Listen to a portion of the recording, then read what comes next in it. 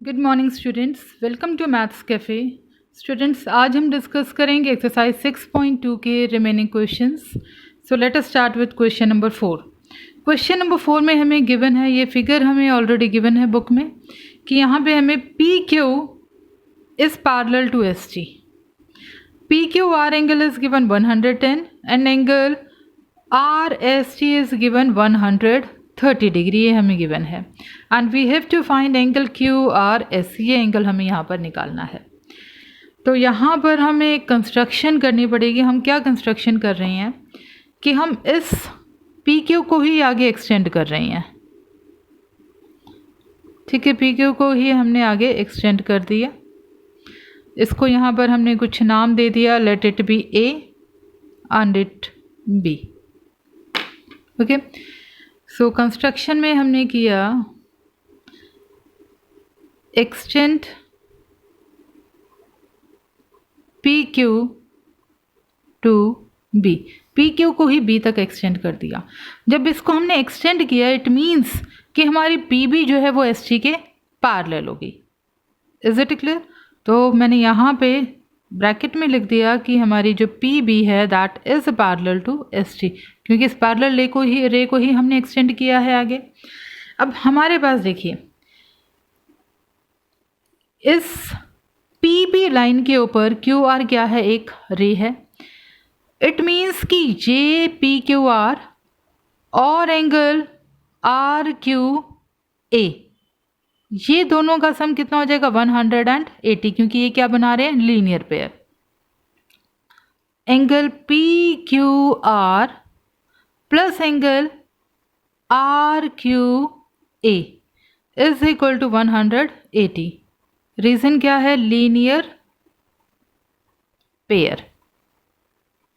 अब ये हमें गिवन है already 110, so angle RQA is equal to 180. This implies angle RQA is 180 minus 110 is 70 degree. ये एक एंगल हमारे पास आ गया 70 डिग्री, ये वाला एंगल। अगर हम इस एंगल को भी निकाल देते हैं तो फिर ये ट्राइंगल्स एंगल सम की प्रॉपर्टी यहाँ पे लग जाएगी। तो अब हम इस एंगल के लिए देखिए क्या है, हमारी एस आर पी बी। हमारे पास यहाँ पे ये एंगल 130 है, तो पहले हम इस वाले एंगल को निकाल दें। अब एस टी और पी बी क्या है, पैरेलल है। Since S T is parallel to P B, therefore angle T S R, ये वाला angle is equal to R S T या फिर टी एस आर, आप उसको कुछ भी लिख सकते हैं। मैंने उसको आर एस टी लिख दिया क्योंकि आपकी बुक में वही वाली नेमिंग थी। R S T is equal to S A B. ये क्यों इक्वल है, सॉरी, इनका जो सम है that is equal to 180 degree. The reason is co interior angles. अब आर एस टी की वैल्यू हमें गिवन है 130, S A B is equal to 180। So यहाँ से हमारे पास एंगल एस ए बी जो आ गया वो 180 माइनस 130 इज 50 डिग्री। ये वाला एंगल भी हमारे पास आ गया। अब हम इस ट्राइंगल क्यू आर ए में, now in triangle Q R A bye angle sum property, इसके अंदर एंगल सम प्रॉपर्टी लगा दें। बाय एंगल सम प्रॉपर्टी हमारे पास ये जो तीन एंगल्स आए हैं, क्या है, ये वाला एंगल हमारे पास क्या निकला है, इसके हम नेमिंग में ही लिख देते हैं इसको। This is angle R Q A plus angle, एक और चीज़ हमारी यहाँ पे रह गई, क्योंकि हमें ये वाला एंगल चाहिए यहाँ पे, तो इस लाइन से पहले हमें उस एंगल को सॉरी लिखना पड़ेगा। नाउ अब हमारी S R and P B are intersecting lines.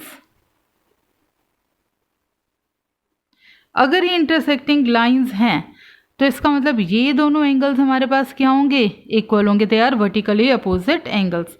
So therefore angle S A B is equal to angle Q A are.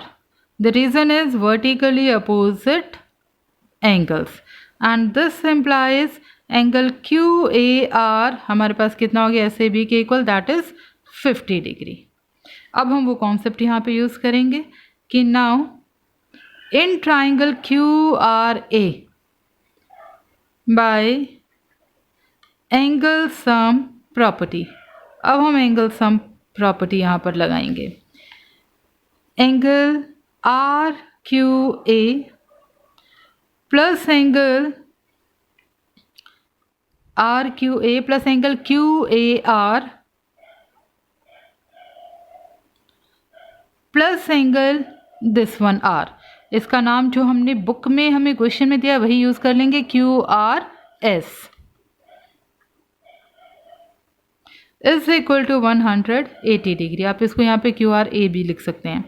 अब RQA हमारे पास गिवन है, RQA is given, RQA is 70 degree, QAR is 50 degree and this one we have to find. So this is 120 plus angle QRS is equal to 180. So angle QRS हमारे पास आ गया 60 degree. This is the answer. Now come to next question.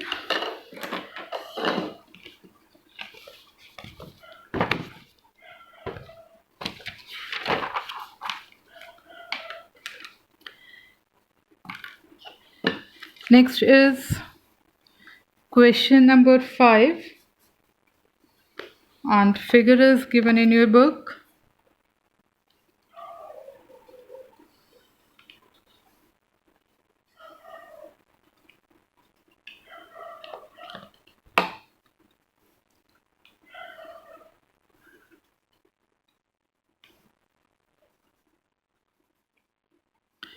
This is A, B, C, D. This is given 50 degree and this is 127 degree. This one is X, this one is Y.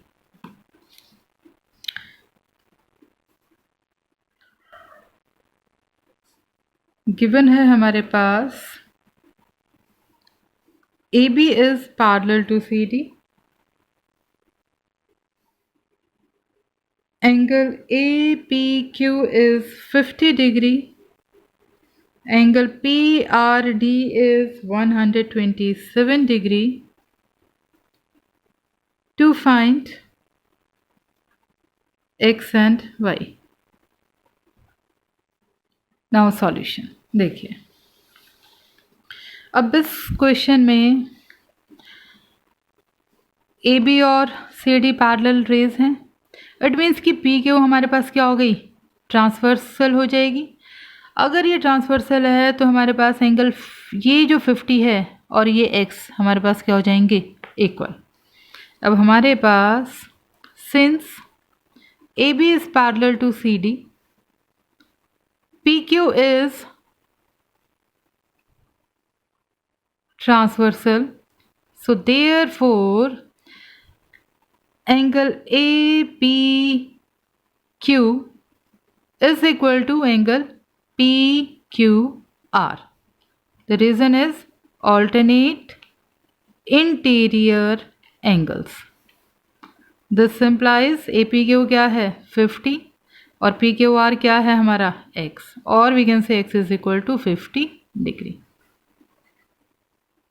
एक answer तो हमारे पास आ गया। अब Y निकालने के लिए अगर हमें ये एंगल पता चल जाए तो इस ट्राइंगल के अंदर हम एंगल सम प्रॉपर्टी यूज कर सकते हैं। अब ये एंगल भी हम इजीली पता लगा सकते हैं, ये क्या हो जाएगा, linear pair. Now angle PRQ plus angle PRD is 180, ये हमारे पास क्या है, linear pair.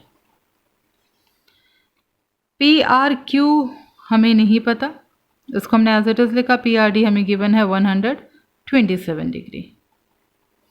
So angle PRQ is equal to 180 minus 127. So angle PRQ is equal to 53 degree. ये भी एक एंगल आ गया हमारे पास. Now in triangle PQR, अब इसमें हम लगा देंगे by angle sum property.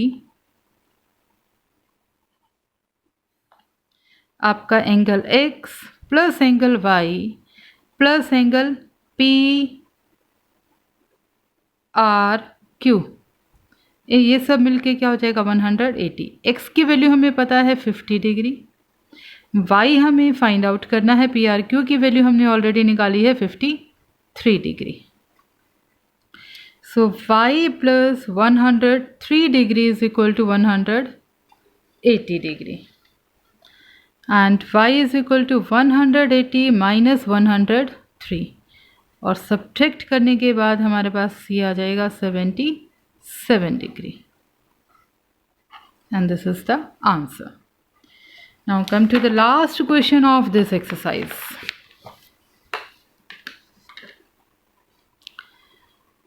Question number 6.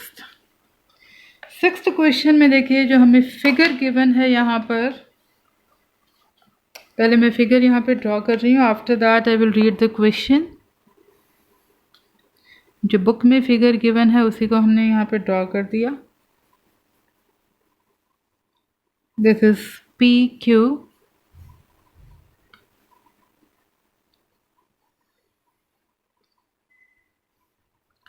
RS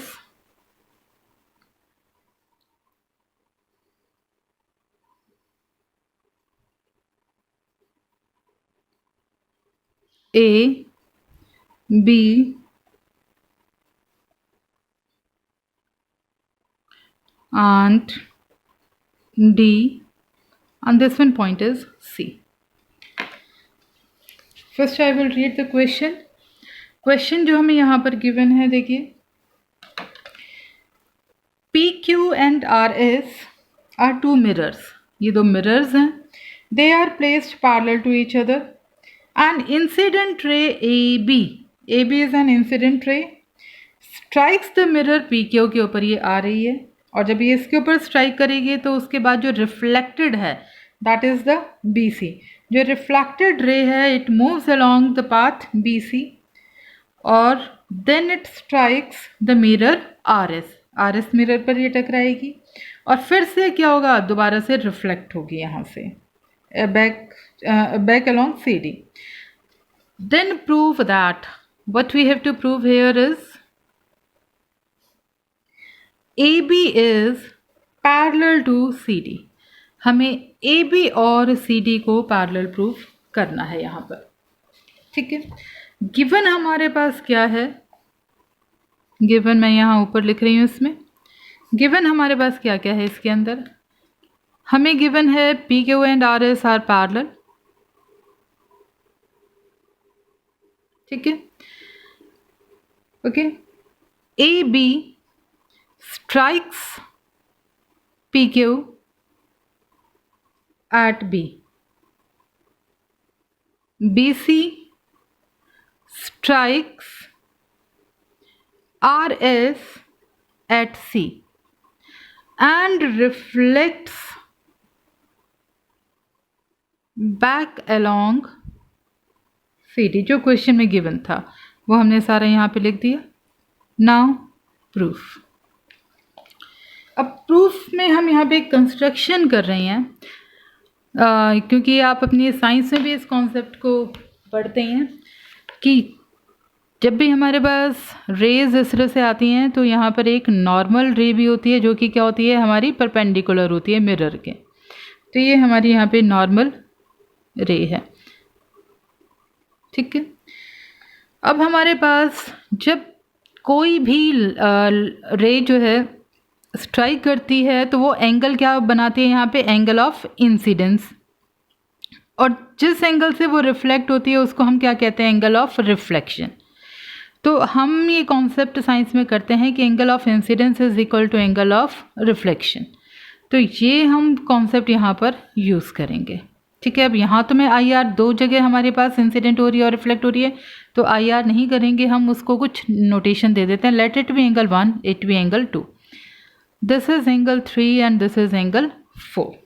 ठीक है, तो हमने यहाँ पे कंस्ट्रक्शन कर दी, पैरेलल ड्रॉ परपेंडिकुलर ड्रॉ कर दी। कंस्ट्रक्शन में हमने यहाँ पर ड्रॉ कर दिया बी एम, इसको नीचे तक प्रोड्यूस कर देते हैं, let it be M and it be n. BM perpendicular to RS and CN perpendicular to PQ. Okay, अब हमें गिवन क्या है कि PQ यहाँ पर RS के पैरेलल है, ये हमें गिवन है। अब ये दोनों पैरेलल हैं, ये हमने परपेंडिकुलर ड्रॉ करी हैं, तो इसका मतलब हमारी बी एम और सी एन भी तो पैरेलल हो जाएंगी बाय कंस्ट्रक्शन से। ठीक है, यहाँ तक। अब हमने क्या कहा, अब देखो बी एम और सी एन पैरेलल हो गई, तो इसका मतलब बी सी हमारी ट्रांसवर्सल हो गई। इट मीन्स एंगल 2 और एंगल 3 क्या आ गए, इक्वल। ये क्या बन रहे हैं, alternate angles. So angle 2 is equal to angle 3. ये हैं हमारे alternate interior angles. इसको हमने फर्स्ट इक्वेशन मान लिया। Now by law of refraction, अब लॉ ऑफ रिफ्लेक्शन के अकॉर्डिंग तो एंगल 1 और एंगल 2 इक्वल होता है, जो हमने यहाँ पे लिखा है, and angle 3 is equal to angle 4। ठीक है, अब 2 और 3 हमारे इक्वल हैं, इट मीन्स कि एंगल 1 जो है वो 3 के इक्वल हो गया। अब शॉर्ट में मैं यहाँ पे आपको रफ में बता रही हूँ, देखिए क्या बन गया। इट मीन्स कि angle 1 is equal to angle 3। अब एंगल 3 किसके इक्वल है, 4 के, तो this implies angle 1 is equal to angle 4। This implies angle 1 is equal to angle 4। इसको हमने इक्वेशंस के नाम दे दिए, चाहे आप ये भी लिख सकते हैं यहाँ पे, from equation first, second and third. अब हमारे पास क्या आ गया, एंगल 1 और एंगल 4 इक्वल आ गए। अब अगर एंगल 1 और एंगल 4 इक्वल हैं, तो क्या हम ये नहीं लिख सकते कि इनका डबल भी इक्वल होगा। ठीक है, अब एंगल 1 का डबल क्या है, 1 और 2 इक्वल है, तो एंगल 1 का डबल क्या हो गया, A B C, angle A B C. और 4 के डबल को हम क्या लिख सकते हैं, B C D is equal to angle B C D. Okay, अब ये दोनों एंगल्स क्या हैं, ये वाले जो दो एंगल्स हैं ये कैसे हैं, ऑल्टरनेट एंगल्स। कैसे बन रहे हैं, इस ट्रांसवर्सल से इन दो रेज को कट करके, इसका मतलब ये दो रेज हमारे पास क्या हो गई, पैरेलल।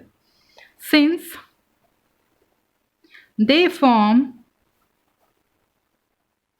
ऑल्टरनेट